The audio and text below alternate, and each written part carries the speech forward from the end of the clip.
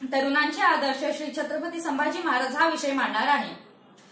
33 कोटी देवांची कोट्यवधी मंदिरं असतील, पण पूजा करणारी फार कमी लोक। हो, पण माझ्या राजाची अशी एकही मंदिर नाही, पण कोट्यवधी माणसे माझ्या राजाची पूजा करतात। हेच आमचे जानते राजे श्री छत्रपती शिवाजी महाराज। ये सांबा मर सकता है लेकिन बेईमान नहीं हो सकता। ह्याच विचाराची आमचे आदर्श श्री छत्रपती संभाजी महाराज। या दोन्ही थोर पुरुषांना माझा मानाचा मुजरा, मानाचा मुजरा, मानाचा मुजरा। वाघाच्या जबड्यात घालून हात मोजितो दात तो शंभू राजा। रुद्राचा अवतार म्हणजे शंभू राजा। शहाजींचे स्वप्न म्हणजे शंभू राजा। जिजाऊंचे संस्कार म्हणजे शंभू राजा। शिवरायांची तडपती तलवार म्हणजे शंभू राजा। सळसळत्या रक्ताचा धगधगता अंगार म्हणजे शंभू राजा। मराठ्यांचा उसळलेला रक्त म्हणजे शंभू राजा। मराठ्यांचा उसळलेला रक्त म्हणजे शंभू राजा। असे म्हणतात की इतिहास विसरणारी माणसे इतिहास घडवू शकत नाही, आणि इतिहास घडवणारी माणसे इतिहास कधीच विसरत नाही। हाच एक इतिहास आहे। निरक्षर मराठ्यांचा इतिहास सुवर्ण अक्षरी लिहावा असा आहे। एक गोष्ट सांगते मित्रांनो, की राजा शंभू तुमच्या आमच्या काळजात अजूनही जिवंत आहे। ह्याचीच ही शय्या, आजूबाजूची ही जी सह्याद्रीची उंची पाहत आहात ही उगाच नाही, कारण की या सह्याद्रीच्या पायाशी कित्येक जणांनी स्वतःचे रक्त सांडले आहे, आणि ह्याच सह्याद्रीच्या कुशीत जन्म झाला ते शिवराय व शंभूराजेंचा। शंभूराजेंचा जन्म 14 मे 1657 साली पुरंदर किल्ल्यात झाला होता। वीर पुत्र श्री शिवाजी महाराजांना पुत्ररत्न प्राप्त झाले। अतिशय लहान वयापासूनच संभाजी राजांना नशिबाचे दशावतार भोगावे लागले, आणि जेव्हा वडील शिवाजी महाराज लढाई लढण्यात व्यस्त होते तेव्हापासूनच त्यांनी रायगडला सांभाळणे चालू केले।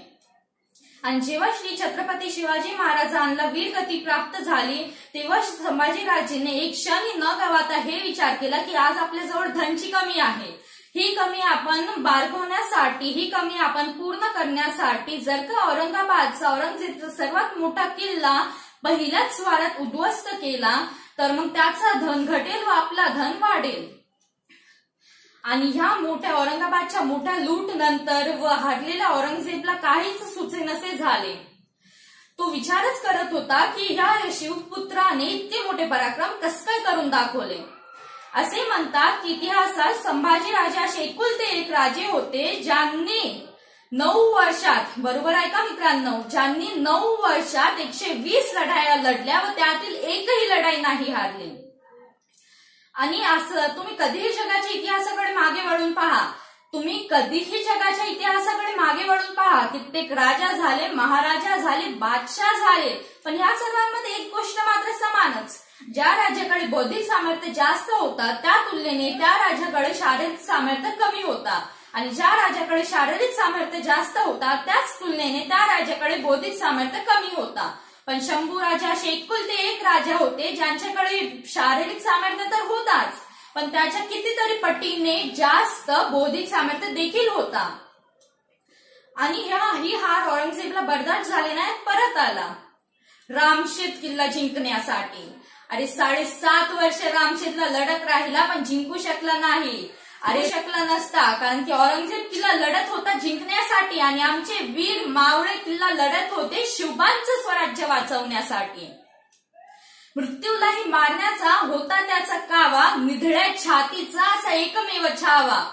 आमचे आदर्श, आम्हा तरुणांचे आदर्श श्री छत्रपती संभाजी महाराज की जय। हर हर महादेव। धन्यवाद।